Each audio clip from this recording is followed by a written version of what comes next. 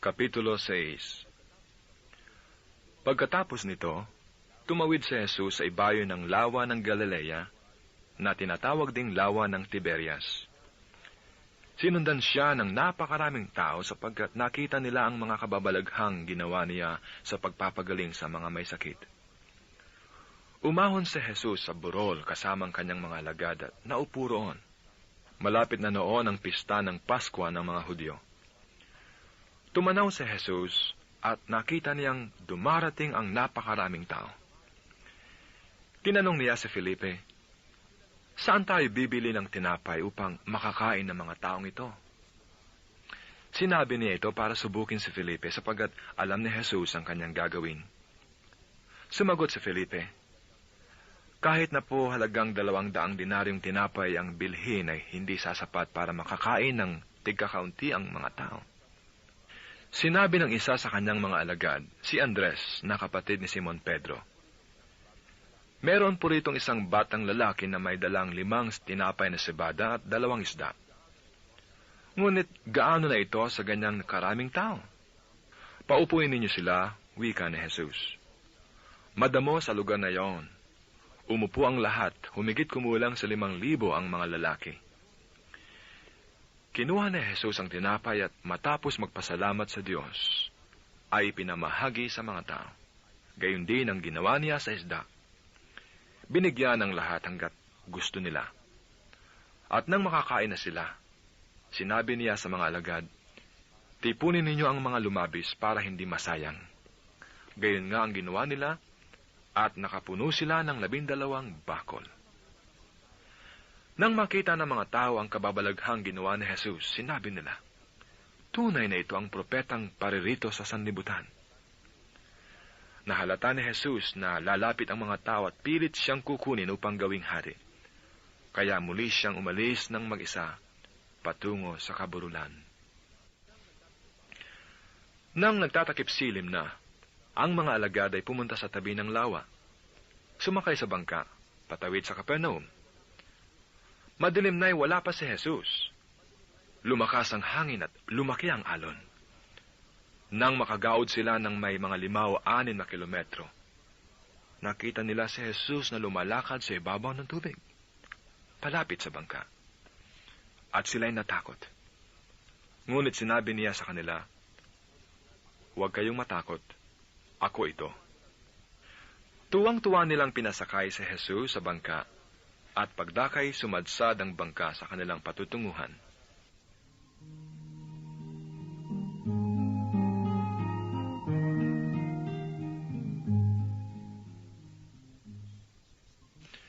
Kinabukasan, nakita ng mga taong nanatili sa ibayo ng lawa na naroon pa ang isang bangka.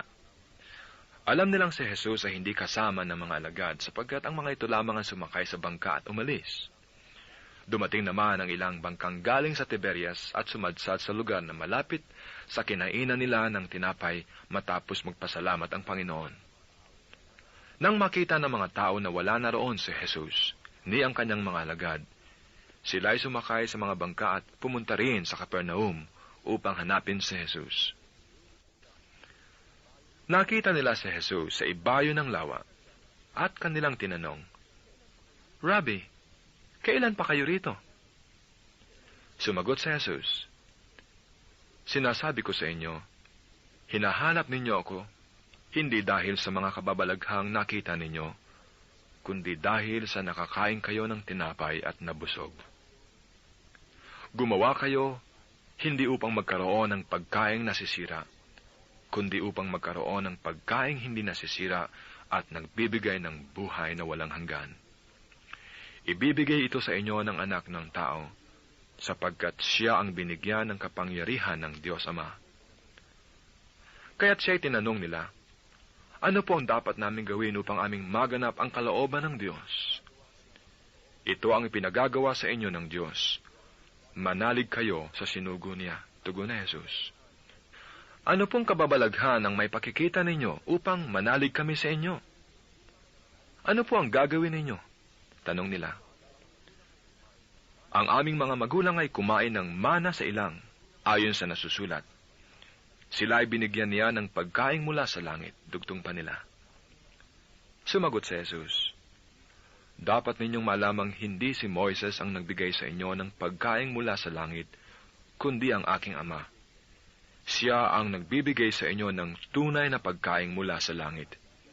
Sapagkat ang pagkaing bigay ng Diyos ay yaong bumaba mula sa langit at nagbibigay buhay sa sanlibutan. Ginoo, wika nila, bigyan po ninyo kaming lagi ng pagkaing iyon. Ako ang pagkaing nagbibigay buhay, sabi ni Jesus. Ang lumalapit sa akin ay hindi na magugutom, at ang nananalig sa akin ay hindi na mauuhaw kailanman. Ngunit, sinabi ko na sa inyo, nakita na ninyo ako, gayunmay hindi kayo nanalig sa akin. Lalapit sa akin ang lahat ng ibinibigay sa akin ng Ama, at hindi ko itataboy ang sinumang lumalapit sa akin. Sapagkat ako'y bumaba mula sa langit, hindi upang gawin ang kalooban ko, kundi ang kalooban ng nagsugo sa akin. At ito ang kanyang kalooban. Huwag kong pabayaang mawala kahit isa sa mga ibinigay niya sa akin, kundi muling buhayin sila sa huling araw. Sapagkat ito ang kalooban ng aking Ama. Ang lahat ng makakita at manalig sa anak ay magkakaroon ng buhay na walang hanggan, at sila'y muli kong bubuhayin sa huling araw. Nagbulong-bulungan ang mga Hudyo dahil sa sinabi niya, ako ang pagkaing bumaba mula sa langit. Sinabi nila, hindi ba ito si Jesus na anak ni Jose? Kilala natin ang kanyang ama at ina. Paano niya ngayong masasabing, bumaba ako mula sa langit? Kaya't sinabi ni Jesus, huwag kayong magbulong-bulungan.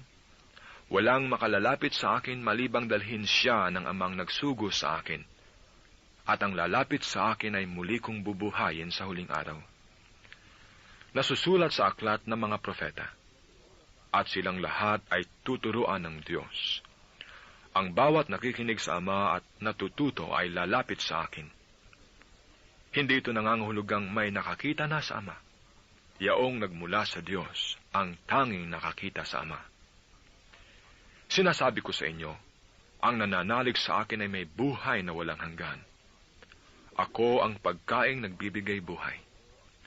Kumain ng mana ang inyong mga ninuno nang sila'y nasa ilang, gayunmay namatay sila. Ngunit ang sinumang kumain ng pagkaing bumaba mula sa langit ay hindi mamamatay.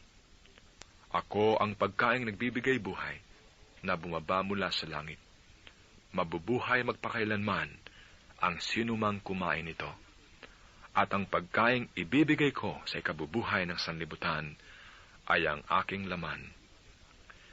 Dahil dito'y nagtalo-talo ang mga Hudyo. Paanong maibibigay sa atin ang taong ito ang kanyang laman upang kanin natin? Tanong nila.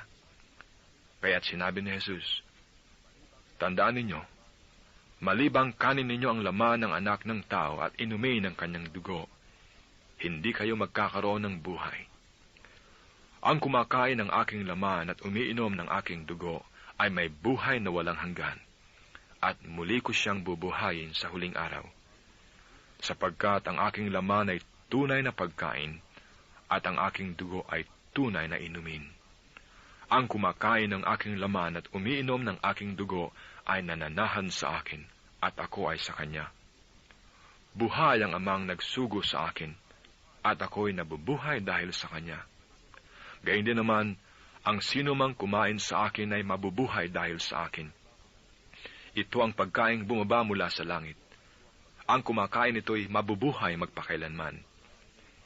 Hindi ito katulad ng kinain ng inyong mga magulang sa ilang. Namatay sila bagamat kumain niyon.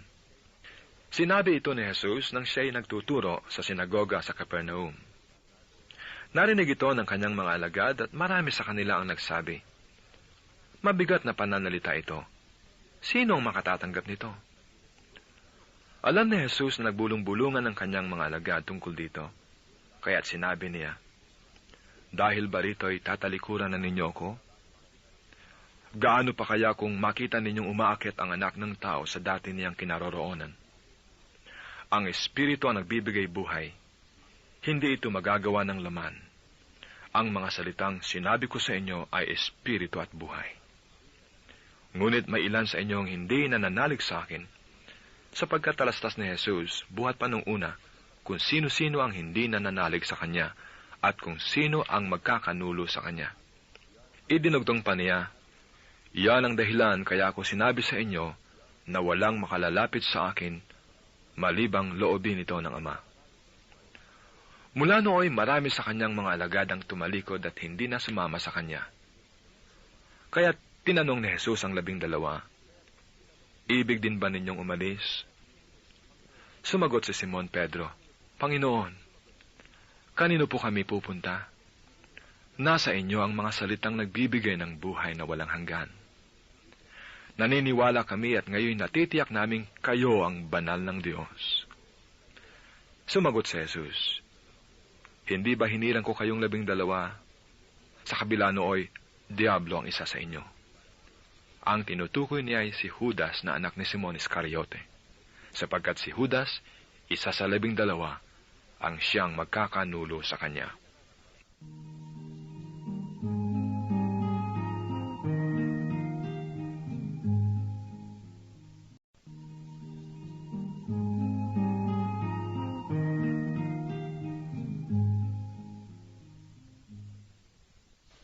Kapitulo 7. Pagkatapos nito, nilibot ni Jesus ang Galilea. Iniwasan niya ang Judea sapagkat ibig siyang patayin ng mga Hudyo roon. Nalalapit na ang pista ng mga tolda, isang pista ng mga Hudyo. Kaya't sinabi kay Jesus ng kanyang mga kapatid, "Bakit hindi ka umalis dito at pumunta sa Judea para makita ng iyong mga alagad ang ginagawa mo? Walang taong naglilihim ng kanyang ginagawa kung ang hangad niya ay matanyag. Ginagawa mo rin lamang ang mga bagay na ito, magpakilala ka na sa sanlibutan." Maging ang mga kapatid ni Jesus ay hindi sumasampalataya sa kanya. Sumagot siya, "Hindi pa ito ang panahon ko. Sa inyo'y maaari kahit anong panahon. Hindi kayo kapopuotan ng sanglibutan, ngunit ako ay kinapopuotan ito, sapagkat pinatotohanan kong masama ang kanyang mga gawa. Kayo ang pumunta sa pista, hindi ako pupunta, sapagkat hindi pa ito ang panahon ko." Pagkasabi nito'y, nagpaiwan siya sa Galilea. Pagkaalis ng kanyang mga kapatid, si Jesus may pumunta rin sa pista, ngunit hindi hayagan. Hinahanap siya roon ng mga Hudyo. "Nasaan siya?" tanong nila. Pabulong na pinag-uusapan siya ng marami. "Siya'y mabuting tao," sabi ng ilan. "Hindi," anang iba. "Inililigaw niya ang mga tao." Ngunit walang nangahas magsalita ng hayagan tungkol sa kanya sa takot sa mga Hudyo. Nang kalahatian na ng pista, pumasok si Jesus sa templo at nagturo. Nagtaka ang mga Hudyo at ang sabi nila, "Saan kumuha ng karunungan ng taong ito gayong di naman nag-aral?" Sumagot si Jesus, "Hindi akin ang iniaaral ko, kundi sa nagsugo sa akin. Matatalos ng sinumang ibig tumupad ng kalooban ng Diyos kung ang itinuturo ko'y mula sa Diyos, o nagsasalita lamang ako ng saganang aking sarili. Ang nagsasalita ng saganang kanyang sarili ay naghahangad na parangalan siya. Ngunit tapat at matuwid ang sinumang naghahangad na maparangalan ang nagsugo sa kanya. Ibinigay na sa inyo ni Moises ang kautusan, hindi ba? Gayunmay, wala ni isa sa inyong tumutupad nito. Bakit ba gusto ninyo akong patayin?" Sumagot ang mga tao, "Inaalihan ka ng demonyo. Sino ba ang gustong pumatay sa iyo? Isang bagay pa lamang ang ginawa ko'y nang gilalas na kayong lahat," sabi ni Jesus. "Ibinigay sa inyo ni Moises ang utos tungkol sa pagtutuli. Hindi ito nagsimula kay Moises kundi sa mga ninuno ninyo, at ginagawa ninyo ito kahit araw ng pamamahinga. Kung tinutuli ang isang lalaki kahit araw ng pamamahinga para masunod ang utos ni Moises, ano't nagagalit kayo sa akin dahil sa pagpapagaling ko sa araw ng pamamahinga?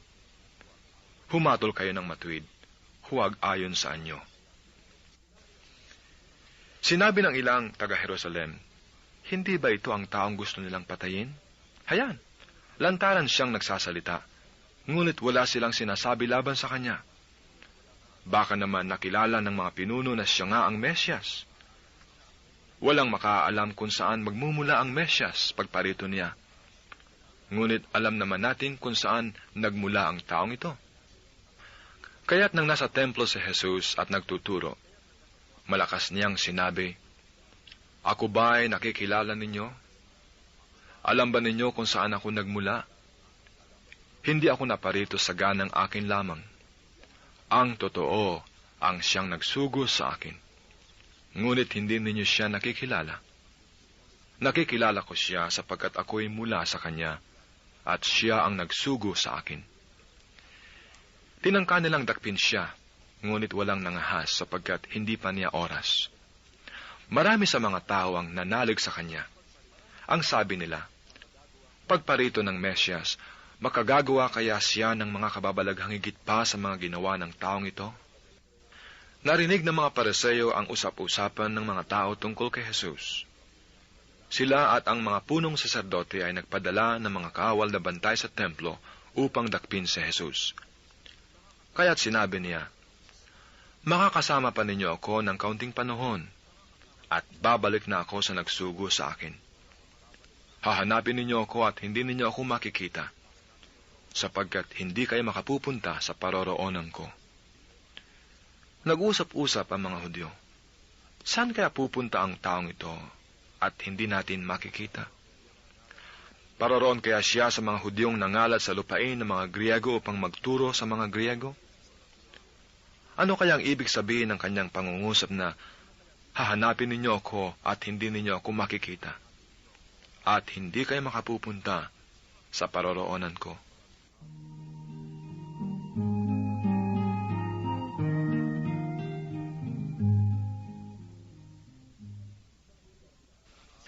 Sa huli at pinakatanging araw ng pista, tumayo si Jesus at malakas na sinabi, "Ang nauuhaw ay lumapit sa akin at uminom.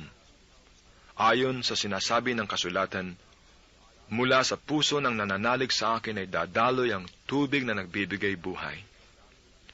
Tinutukoy niya ang espiritong tatanggapin ng mga nananalig sa kanya. Nang panahong iyon ay hindi pa naipagkakaloob ang Espiritu Santo, sapagkat hindi pa nagaganap ang pagkamatay at muling pagkabuhay ni Jesus. Marami sa mga nakarinig sa kanya ang nagsabi, "Tunay ngang ito ang propetang hinihintay natin. Ito nga ang Mesyas," sabi ng iba. Ngunit sumagot naman ng iba pa, "Maaari bang magmula sa Galilea ang Mesyas? Hindi ba sinabi ng kasulatan na magmumula ang Mesyas sa lipi ni David at sa Bethlehem sa bayan ni David ipanganganak?" Magkakaiba ang palagay ng mga tao tungkol sa kanya. Ibig ng ilan na dakpin siya, ngunit wala namang nangahas humuli sa kanya. Ang mga kawal na bantay sa templo ay nagbalik sa mga punong saserdote at mga Pariseo. "Bakit hindi ninyo siya dinala rito?" tanong nila sa mga bantay. Sumagot sila, "Wala pa pong nagsalita ng gaya niya."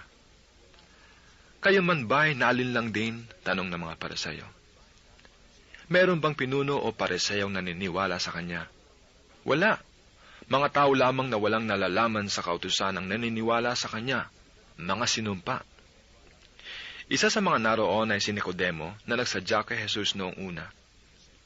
Tinanong niya sila, "Labag sa ating kautusan na hatulan ng isang tao nang di mo na nililitis at inaalam kung ano ang kanyang ginawa, hindi ba?" Sumagot sila, "Ikaw ba'y taga Galilea rin? Magsaliksik ka at makikita mo na walang propetang magmumula sa Galilea."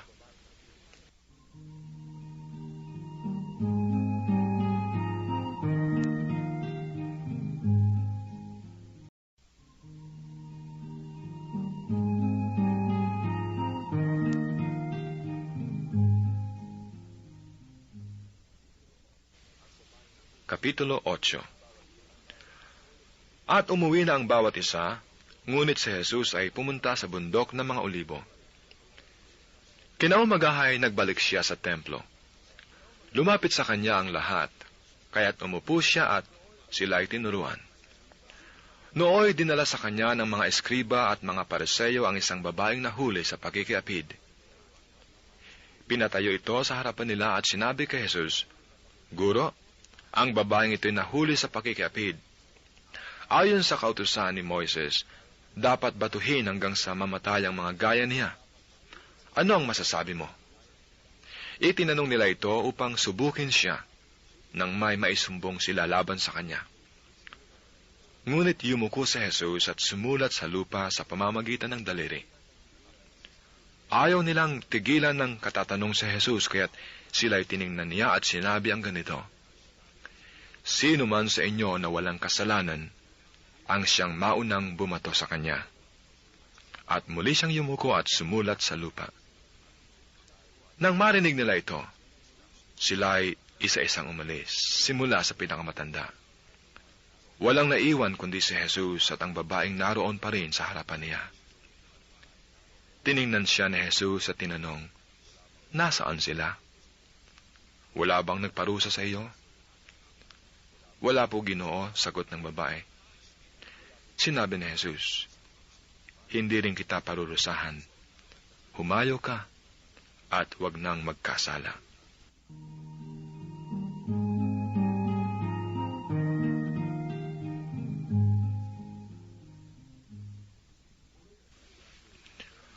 Muling nagsalita si Jesus sa mga tao.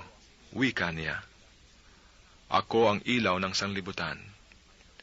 Ang sumusunod sa akin ay magkakaroon ng ilaw na nagbibigay buhay at di na lalakad sa kadiliman."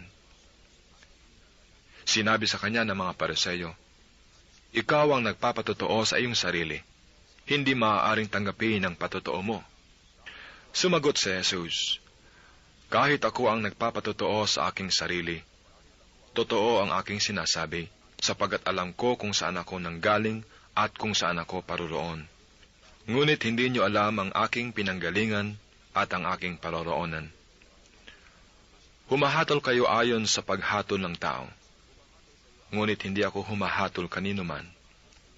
Humatol man ako, tama ang aking hatol, sapagkat hindi lamang ako ang humahatol, kundi ako at ang Amang nagsugo sa akin. Nasusulat sa inyong kautusan na dapat tanggapin ang patotoo ng dalawang tao. Nagpatotoo ako tungkol sa aking sarili, at nagpapatotoo rin ang Amang nagsugo sa akin." Kaya't siya'y tinanong nila, "Nasaan ang iyong Ama?" Sumagot si Jesus, "Hindi ninyo ako nakikilala ni ang aking Ama. Kung nakikilala ninyo ako, siya ay makikilala rin ninyo." Ito'y sinabi ni Jesus nang siya'y nagtuturo sa templo, sa may lalagyan ng kaloob. Ngunit walang nangahas sumuli sa kanya, sapagkat hindi pa niya oras. Muling sinabi ni Jesus sa kanila, "Ako yayaon, hahanapin ninyo ako, ngunit mamamatay kayo sa inyong mga kasalanan. Hindi kayo makapupunta sa paroroonan ko." Sinabi ng mga Hudyo, "Magpapakamatay kaya siya, kaya niya sinasabing, hindi kayo makapupunta sa paroroonan ko?" Sumagot si Jesus, "Kayo'y taga-ibaba, ako'y taga-itaas. Kayo'y taga-sanlibutang ito, ako'y hindi.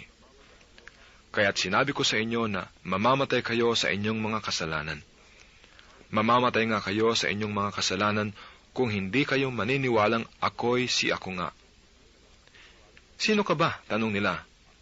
Sumagot si Jesus, "Ako yaong sinabi ko na sa inyo mula pa noong una.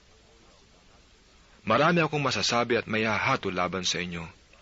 Ngunit totoo ang sinasabi na nagsugo sa akin, at ang narinig ko sa kanya ang ipinahayag ko sa sanglibutan." Hindi nila naunawaan na siya ay nagsasalita tungkol sa Ama. Kaya't sinabi ni Jesus, "Kapag naitaas na ninyo ang Anak ng Tao, malalaman ninyong ako'y si Ako nga. Wala akong ginagawa sa ganang sarili ko lamang. Nagsasalita ako ayon sa itinuro sa akin ng Ama. At kasama ko ang nagsugo sa akin, hindi niya ako iniiwan, sapagkat lagi kong ginagawa ang nakalulugod sa Kanya." Marami sa nakarinig nito ang naniwala sa Kanya. Sinabi naman ni Jesus sa mga Hudyong naniniwala sa Kanya, "Kung patuloy kayong susunod sa aking aral, tunay ngang kayo'y mga alagad ko. makikilala ninyo ang katotohanan, at ang katotohanan ang magpapalaya sa inyo. Lahi kami ni Abraham, tugon nila, at kailanmay di kami naalipin ni numan. Paano mo masasabing palalayain kami? Sumagot si Jesus, tandaan ninyo, alipin ng kasalanan ang lahat ng nagkakasala. Ang alipin ay hindi kabilang sa sangbahayan sa habang panahon, subalit ang anak ay kabilang magpakailanman. Kapag kayo'y pinalaya ng anak, tunay nga kayong malaya. Nalalaman kong lahi kayo ni Abraham, gayon may pinagsisikapan ninyo akong patayin, sapagkat walang pitak sa inyong puso ang aral ko. Sinasabi ko ang aking nakita sa aking ama. Ginagawa naman ninyo ang inyong narinig sa inyong ama. Sumagot sila, si Abraham ang aming ama. Kung kayo'y mga anak ni Abraham, tutularan ninyo ang kanyang ginawa, ani Jesus. Ngunit pinagsisikapan ninyo akong patayin, gayong sinasabi ko lamang ang katotohanang narinig ko sa Diyos. Hindi ganyan ang ginawa ni Abraham. Ang ginagawa ninyo'y tulad ng ginawa ng inyong ama. Hindi kami mga anak sa labas, tugon nila. Ang Diyos ang aming ama. Sinabi ni Jesus, kung talagang ang Diyos ang inyong ama, iibigin ninyo ako, sapagkat nagmula ako sa Diyos. Hindi ako naparito sa ganang sarili ko lamang, kundi sinugo niya ako. Bakit di ninyo maunawaan ang sinasabi ko? Sapagkat hindi ninyo matanggap ang iniaaral ko. Ang diablo ang inyong ama, at kung ano ang gusto niya, iyon ang inyong ginagawa. Siya ay mamamatay tao na sa simula pa, at kalaban ng katotohanan, at di matatagpuan sa kanya ang katotohanan kahit kailan. Kung siya ay nagsisinungaling, likas na ito sa kanya sapagkat siya ay sinungaling at ama ng kasinungalingan. Ngunit ang sinasabi ko ay ang katotohanan, kaya't hindi ninyo ako pinaniniwalaan. Sino sa inyo ang makapagsasabing nagkasala ako? Kung katotohanan ang sinasabi ko, bakit hindi ninyo ako pinaniniwalaan? Ang mula sa Diyos ay nakikinig ng salita ng Diyos. Ngunit hindi kayo mula sa Diyos, kaya hindi ninyo pinakikinggan ang salita ng Diyos. Sinabi sa kanya ng mga Hudyo, hindi ba tama ang sinabi naming ikaw ay Samaritano at inaalihan ng demonyo? Hindi ako inaalihan ng demonyo, sagot ni Jesus. Pinararangalan ko ang aking ama, ngunit ako'y nilalapastangan ninyo. Hindi ako naghahanap ng aking kapurihan. May naghahanap nito para sa akin, at siya ang hahatol. Tandaan ninyo, ang namumuhay ayon sa aking aral, kailan may di makararanas ng kamatayan. Sinabi ng mga Hudyo, ngayon natitiyak naming inaalihan ka nga ng demonyo. Namatay si Abraham at ang mga propeta. Pero sinasabi mong hindi mamamatay kahit kailan ang sinumang namumuhay ayon sa iyong aral? Dakila ka pa ba kaysa aming amang si Abraham? Siya ay namatay, gayon din ang mga propeta. Ano bang akala mo sa sarili mo? Sumagot si Jesus, kung ako ang nagpaparangal sa aking sarili, iya ay walang kabuluhan. Ang aking ama ang nagpaparangal sa akin at sinasabi ninyong siya ang inyong Diyos. Hindi ninyo siya nakikilala, ngunit siya ay nakikilala ko. Kung sasabihin kong hindi ko siya nakikilala, ako'y magiging sinungaling na tulad ninyo. Subalit nakikilala ko siya at ginagawa ko ang kanyang sinasabi. Natuwa ang inyong amang si Abraham nang mabatid na makikita niya ang araw ng pagparito ko. Nakita nga niya ito at siya'y nagalak. Dahil dito'y sinabi sa kanya ng mga Hudyo, wala ka pang 50 taon at nakita mo na si Abraham? Sumagot si Jesus, sinasabi ko sa inyo, bago ipinanganak si Abraham, ako na. Dumampot sila ng bato upang siya'y batuhin, ngunit nagtago si Jesus at lumabas ng templo.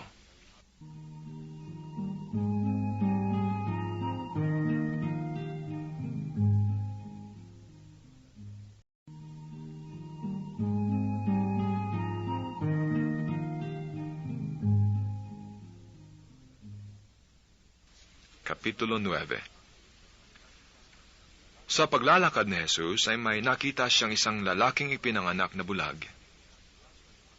Tinanong siya ng kanyang mga alagad, "Rabbi, sino po ang nagkasala at ipinanganak na bulag ang lalaking ito? Siya o ang kanyang mga magulang?" Sumagot si Jesus, "Ipinanganak na bulag ang lalaking ito, hindi dahil sa nagkasala siya o ang kanyang mga magulang, kundi upang mahayag ang kapangyarihan ng Diyos. Dapat nating gawin ang mga ipinagagawa ng nagsugo sa akin samantalang araw pa. Dumarating ang gabi at wala nang makagagawa.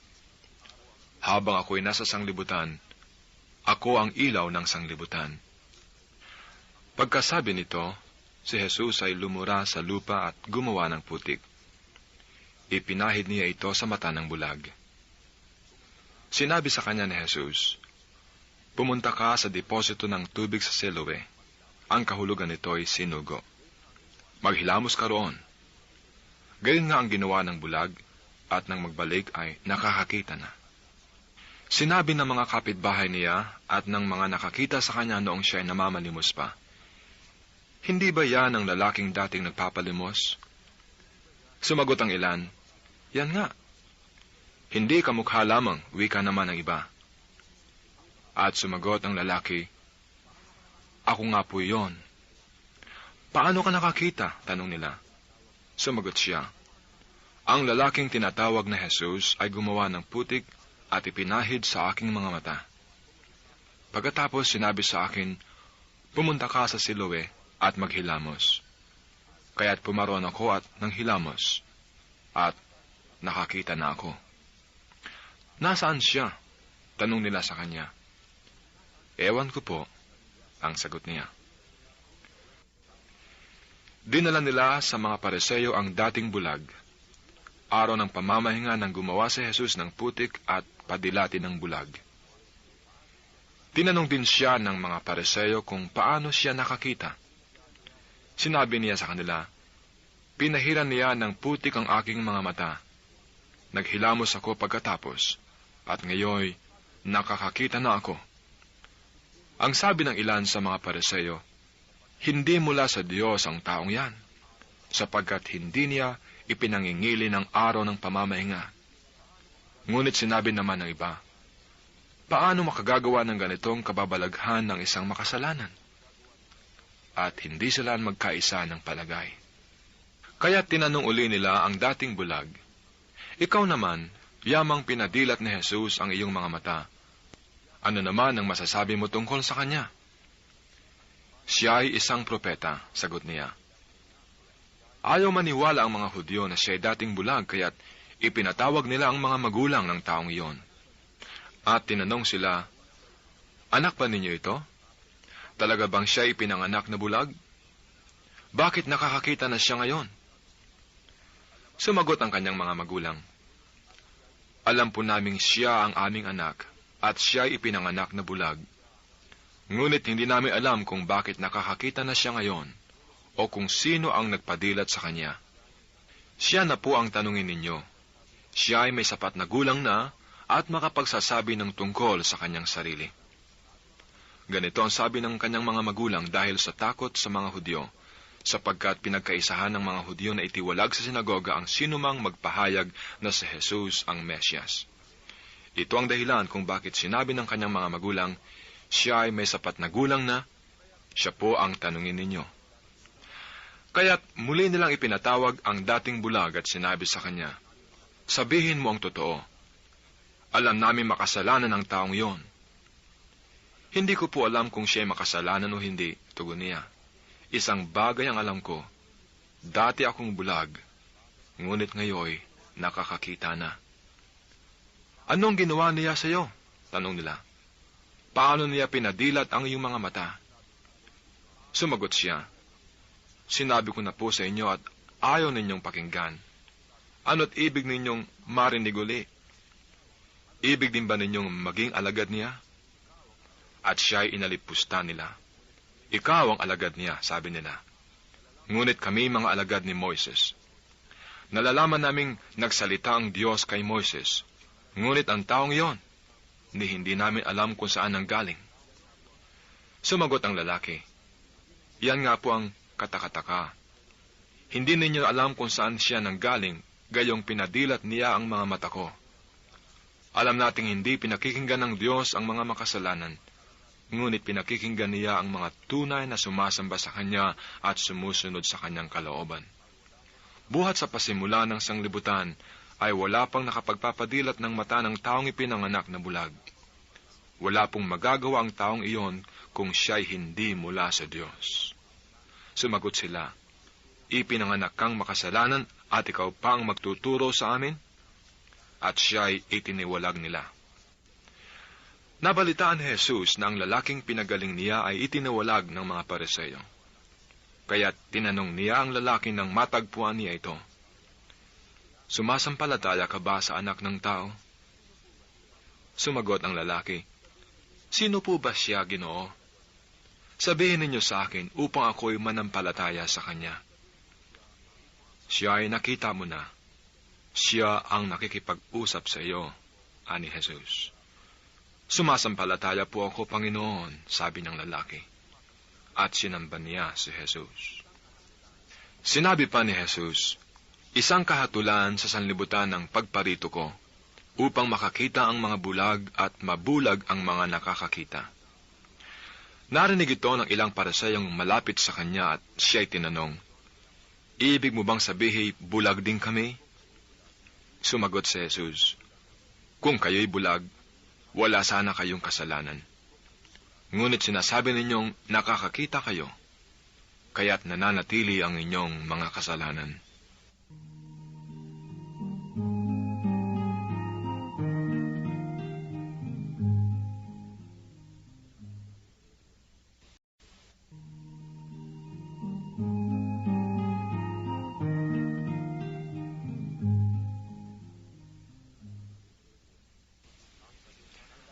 Kapitulo 10. Tandaan ninyo ito, ang pumapasok sa kulungan ng mga tupa ng hindi sa pinto nagdaraan, kundi umaakyat sa di dapat pagdaanan, ay magnanakaw at tulisan. Ngunit ang nagdaraan sa pintuan ay siyang pastol ng mga tupa. Pinapapasok siya ng bantay pinto at pinakikinggan ng mga tupa ang kanyang tinig. Tinatawag niya ang kanyang mga tupa sa kani-kanilang pangalan at inilalabas sa kulungan. Kapag nailabas na, siya ay nangunguna sa kanila at sumusunod naman ang mga tupa sapagkat nakikilala nila ang kanyang tinig. Hindi sila sumusunod sa iba, bagkus pa nga ay patakbong lumalayo sapagkat hindi nila nakikilala ang kanyang tinig. Sinabi ni Jesus ang talinghagang ito, ngunit hindi nila naunawaan ang ibig niyang sabihin. Kaya't muling sinabi ni Jesus, "Tandaan ninyo, ako ang pintuang dinadaanan ng mga tupa. Ang mga nauna sa akin ay mga magnanakaw at mga tulisan, ngunit hindi sila pinakinggan ng mga tupa. Ako ang pintuan. Ang sinumang pumapasok sa pamamagitan ko'y maliligtas. Papasok siya at lalabas at makatatagpo ng pastulan. Kaya lamang pupunta rito ang magnanakaw ay upang magnakaw, pumatay at magwasak. Naparito ako upang ang mga tupay magkaroon ng buhay, isang buhay na ganap at kasiyasiya. Ako ang mabuting pastol. Iniaalay ng mabuting pastol ang kanyang buhay para sa mga tupa. Ang upahan ay tumatakas kapag nakikitang dumarating ang asong gubat. Iniiwan niya ang mga tupa, palibhasay hindi siya pastol at hindi kanya ang mga tupa. Kaya't sinisila ng asong gubat ang mga ito at pinangangalat. Tumatakas siya palibhasay upahan lamang at walang malasakit sa mga tupa. Ako ang mabuting pastol. Kung paanong nakikilala ko ng Ama at siya'y nakikilala ko, gayon din naman, nakikilala ko ang aking mga tupa at ako naman ay nakikilala nila. At iniaalay ko ang aking buhay para sa mga tupa. Mayroon akong ibang tupa na wala sa kulungang ito. Kinakailangang sila'y alagaan ko rin. Pakikinggan nila ang aking tinig. Sa gayoy, magiging isa ang kawan at isa ang pastol. Dahil dito minamahal ako ng Ama, sapagkat iniaalay ko ang aking buhay, upang ito'y kunin kong muli. Walang makakukuha nito sa akin, kusa ko itong ibinibigay. Mayroon akong kapangyarihang ibigay ito at kunin uli. Ito ang utos na tinanggap ko sa aking Ama. Dahil sa mga pananalitang ito, hindi na naman nagkaisa ng palagay ang mga Hudyo. Marami sa kanila ang nagsabi, inaalihan siya ng demonyo at nababaliw. Bakit kayo makikinig sa kanya? Sinabi naman ng iba, hindi makapagsasalita ng gayon ang isang inaalihan ng demonyo. Makapagpapadilat ba ng mga bulag ang demonyo?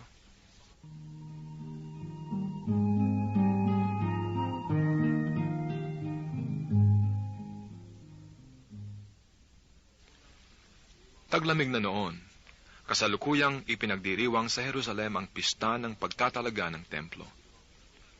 Naglalakad si Jesus sa templo sa portiko ni Salomon. Pinaligiran siya ng mga Hudyo at sinabi sa kanya, hanggang kailan mo kami pag-aalinlanganin? Kung ikaw ang Kristo, sabihin mo na ng tiyakan. Sumagot si Jesus, sinabi ko na sa inyo, ngunit ayaw ninyong maniwala. Ang mga ginagawa ko sa ngalan ng aking Ama ay nagpapatotoo tungkol sa akin. Ngunit ayaw ninyong maniwala sapagkat hindi kayo kabilang sa aking mga tupa. Nakikinig sa akin ang aking mga tupa. Nakikilala ko sila at sumusunod sila sa akin. Binibigyan ko sila ng buhay na walang hanggan at kailanmay di sila mapapahamak. Hindi sila maaagaw sa akin ninuman. Ang aking Ama na nagbigay sa kanila sa akin ay lalong dakila sa lahat, at hindi sila maaagaw ninuman sa aking Ama. Ako at ang Ama ay iisa.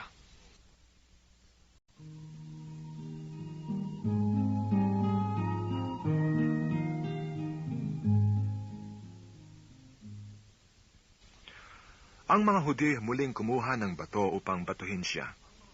Kaya't sinabi sa kanila ni Jesus, maraming mabubuting gawa mula sa Ama ang ipinakita ko sa inyo. Alin ba sa mga ito ang dahilan at ako'y inyong babatuhin? Sinagot siya ng mga Hudyo, hindi dahil sa mabuting gawa, kaya ka namin babatuhin, kundi dahil sa paglapastangan mo sa Diyos, sapagkat nagpapanggap kang Diyos, gayong tao ka lang.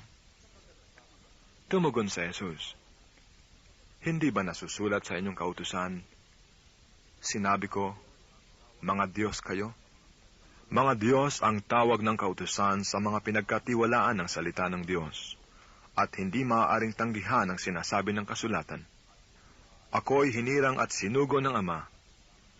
Paano ninyong masasabi ngayon na nilalapastangan ko ang Diyos sa sinabi kong ako ang anak ng Diyos? Kung hindi ko ginagawa ang mga ipinagagawa ng aking Ama, huwag ninyo akong paniwalaan. Ngunit kung ginagawa ko iyon, paniwalaan ninyo ang aking mga gawa, kung ayaw man ninyo akong paniwalaan. Sa gayon, matitiyak ninyong nasa akin ang Ama, at ako'y nasa Kanya. Tinangka na naman nilang dakpin siya, ngunit siya ay nakatalilis. Muling pumunta si Jesus sa ibayo ng Jordan sa puok na noong una ay pinagbabautismuhan ni Juan. Nanatili siya roon, at maraming lumapit sa kanya. Sinabi nila, si Juan ay walang ginawang kababalaghan, ngunit totoong lahat ang sinabi niya tungkol sa taong ito. At dooy maraming sumampalataya kay Jesus.